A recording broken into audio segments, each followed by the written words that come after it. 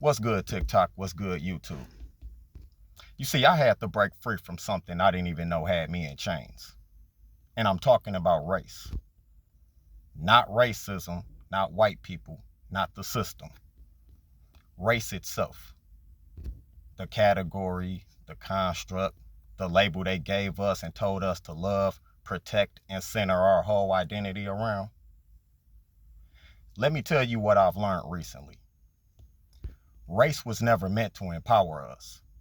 In fact, it was built to classify, contain, and commodify us. They told us we were black, but they didn't tell us who decided that or why they decided it to begin with. They didn't even bother to tell us that race wasn't some ancient cultural identity. In fact, it's a European invention constructed during colonialism and codified in law.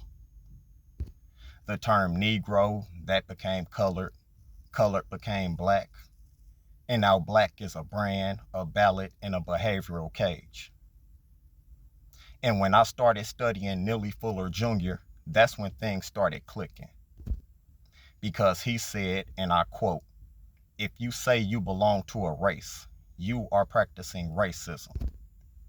And that hit hard, mad hard. Because I realized, even though I said I hated racism, I was still participating in the race game. I was still identifying myself based on labels white supremacy created while I claimed to resist it. And that's when I realized that's not rebellion.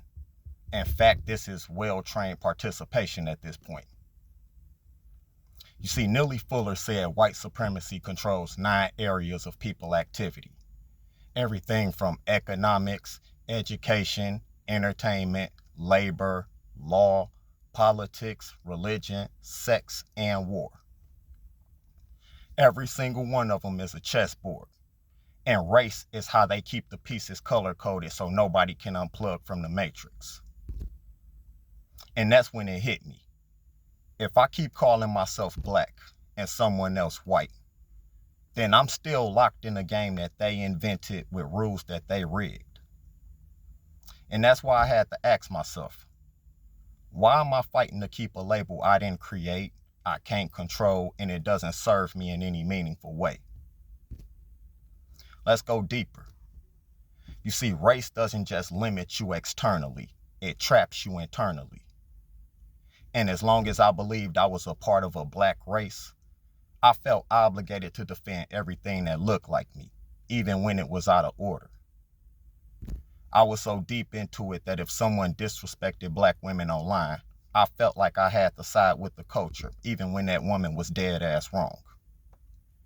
If someone challenged the celebration of criminality in music, I felt like I had to defend black art, even when it promoted black death, lust, and lawlessness.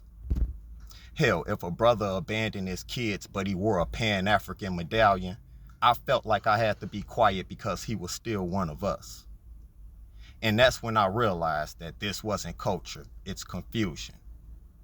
I wasn't defending unity, I was protecting dysfunction because it had my skin tone. And that's when I knew the whole construct of race was a lie. Because real unity isn't based on melanin, it's based on morality. I don't want brotherhood with wicked men just because we share the same skin. I want brotherhood with righteous men regardless of their skin color. So let me say it straight. If skin is the only thing that links me and you together and not values, order, or a divine mission of some sort, then no, we're not the same people. Let's talk politics for a second. Because once I identified as black first, I was expected to vote Democrat. Every time, no questions, no negotiation, no policy demands. Because they're the ones who care about black people, right? But what did we get for that blind loyalty? We got liquor stores instead of libraries, rainbow flags instead of strong families, symbolic gestures instead of systemic respect, pandering instead of protection. I mean, they used our pain as a platform, and we celebrated crumbs like they were crowns. And let's talk culture. Because this generation defends everything in the name of being black.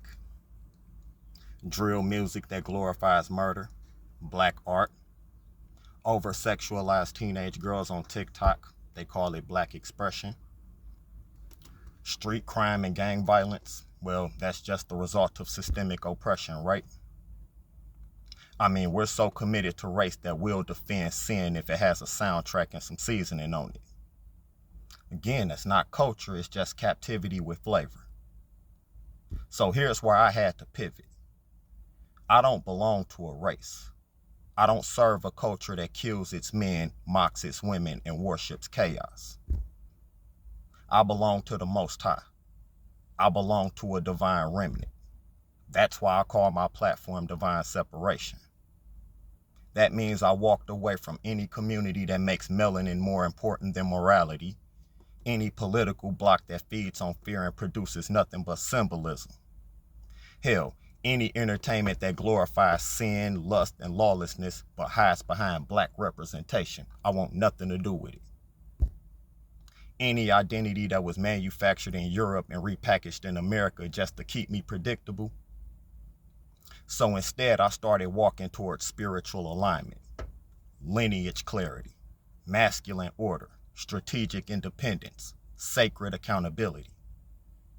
I'm not interested in black unity if it comes with black silence, dysfunction, and shame when I step out of line. You don't get to tell me I'm less black because I won't vote Democrat or because I reject hookup culture or don't celebrate ratchet behavior. I speak with clarity instead of crying for inclusion. I'm not here for racial emotions. I'm here for righteous execution of strategy, order, truth, and separation. So let me leave you with this. Race is the illusion, righteousness is the inheritance. They gave you color, but God gave us character. They gave us trauma, and God gave us purpose. They gave us politics, and God gave us power. So stop trading your birthright for their box. You were never meant to be black like how they defined it. You were meant to be righteous, sharp, separate, and have free agency. So I no longer fight for the label. I fight for divine alignment. I fight to build, not belong. Again, this platform is called Divine Separation. It's not a movement, it's not a trend, it's a line in the sand. And I've already crossed it. Leave a like and leave a comment down below, and I'll catch you on the next one. Peace, family.